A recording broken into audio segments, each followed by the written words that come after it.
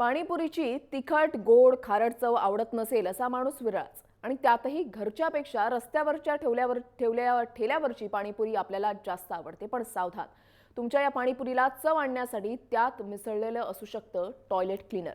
होय, toilet cleaner. अहमदाबादमध्ये असंच झालेलं आहे। इथे एका पाणीपुरीवाल्यानं ग्राहकांच्या आरोग्याची पर्वा न करता पाणीपुरीला चवदार करण्यासाठी त्यात चक्क टॉयलेट क्लीनर वापरल्याची धक्कादायक बाब उघड झालेली आहे। चाचणीमध्ये पाणीपुरीत टॉयलेट स्वच्छ करण्यासाठी वापरण्यात येणारं ऑक्झॅलिक ऍसिड मोठ्या प्रमाणामध्ये आढळून आलेलं आहे आणि त्यानंतर महापालिकेनं चेतन नानजी मारवाडी या पाणीपुरीवाल्याविरोधात गुन्हा दाखल करत त्याच्यावर विशेष न्यायालयामध्ये खटला भरलेला होता आणि याबाबत या पाणीपुरीवाल्याला पकडण्यात आलं असून त्याला 6 महिन्यांच्या कारावासाची शिक्षा ठोठावण्यात आली आहे।